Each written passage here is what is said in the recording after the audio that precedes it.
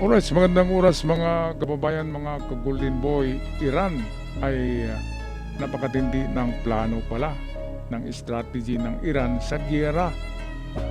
Dahil kahit na ma-eliminate pala ang mga leaders nito, katulad ni Ali Khamenei at ng kanyang mga official, ubos lahat eh. Yung first layer of officials, kasama si Ali Khamenei, eliminated, pero nag-operate pa rin ang IRGC. At na-eliminate na rin ang pangalawang layer, pati yung mga official doon. Pero nag-operate na naman ang third layer ng mga official. Kaya sabi ni Trump, the first layer is gone, second layer is gone, third layer is gone, and the fourth layer will be gone also. Yun ang sabi ni Trump eh.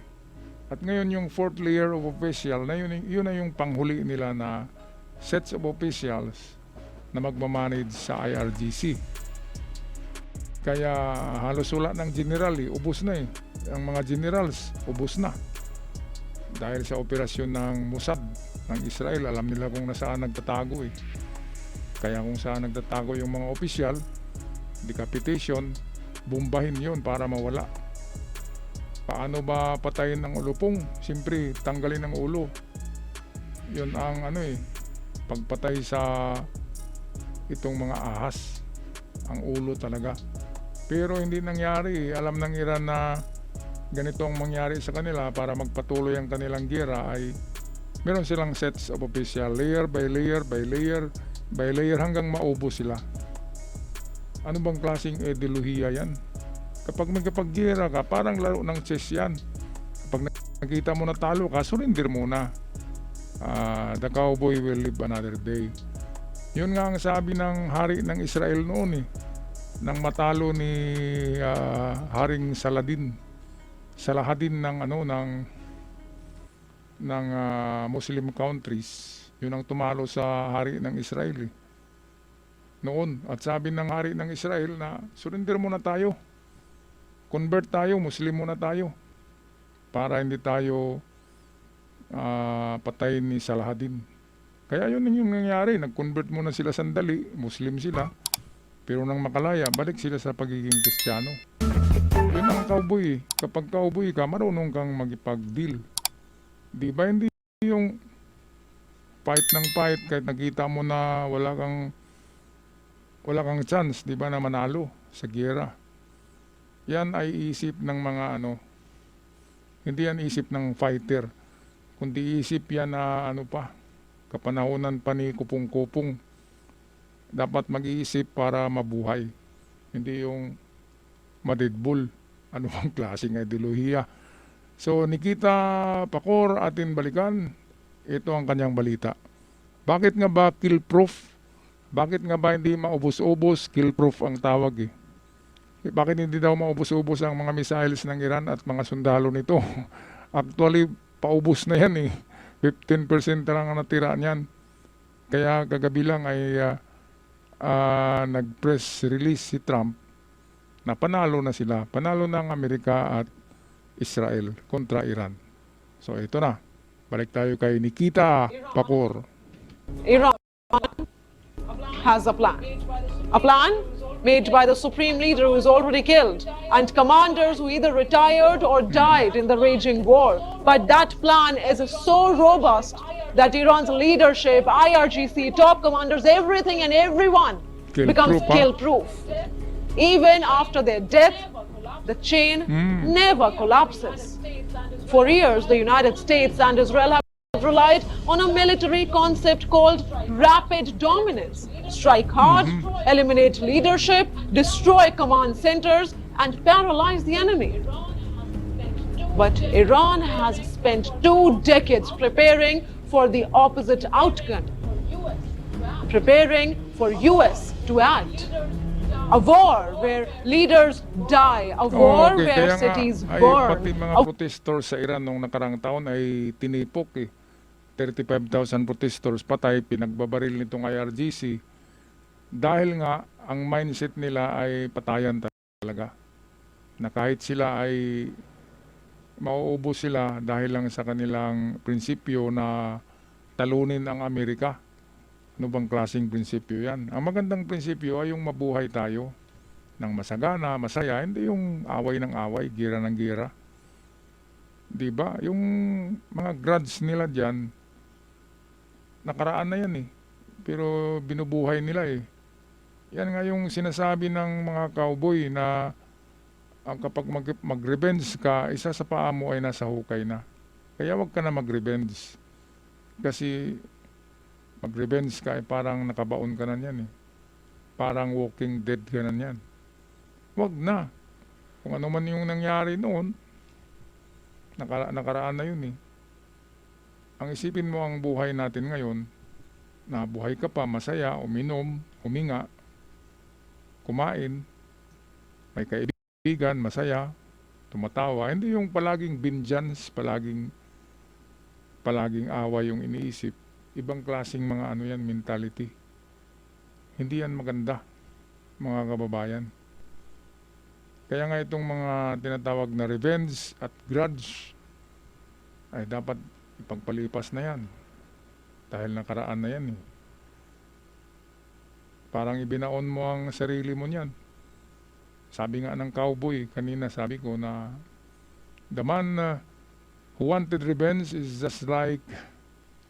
So ito nga yung kasabihan na ang taong gustong maghiganti ay parang naghuhukay na rin ng kanyang sariling libingan. So yan yung mga motto noon ng mga cowboy sa Wild West. So Iran is kill-proof. Kill-proof, ibig sabihin parang bulletproof.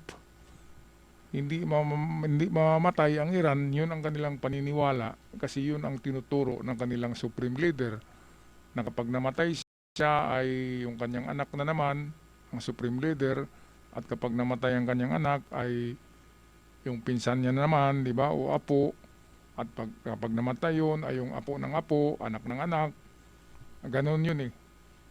Kaya mauubos talaga kayo dyan kung ganyan palagi. Dapat ibang pag-iisip na naman, yung bukas na pag-iisip. Bukas, yung nakikita yung reality, hindi yung madilim palagi at palaging galit. Ano bang kinagagalit sa Amerika? Di ba ang layo-layo ng Amerika eh. Tapos galit pa sila sa Saudi, galit sa Qatar, galit sa Dubai, sa UAE, galit sa Jordan, galit sa Cyprus, galit sa Kuwait, pati Kuwait binumbay. Ano bang klaseng pag-iisip yan? Bully of the East. Ngayon ay pinagtulungan ng lahat. Kaya nabura sa sa history. Okay, so patuloy tayo.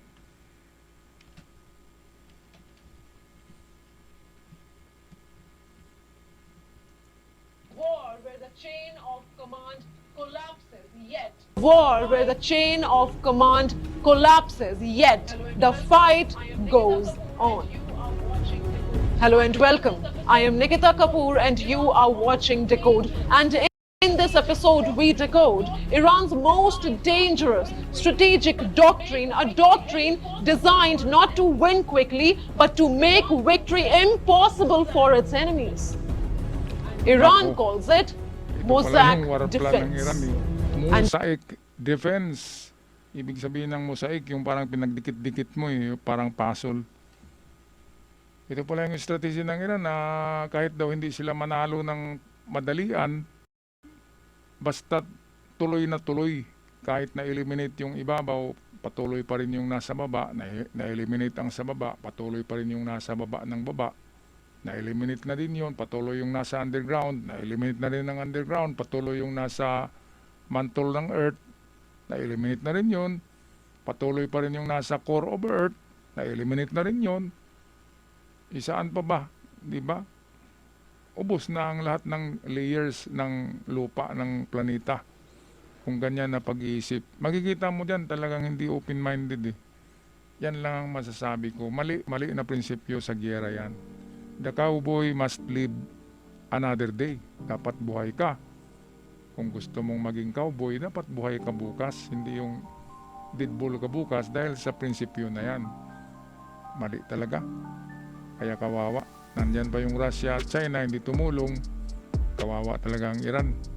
mga kababayan. Okay, so anong masasabi nyo dito sa tinatawag na kill-proof plan of Iran na patuloy lang daw ang giyera?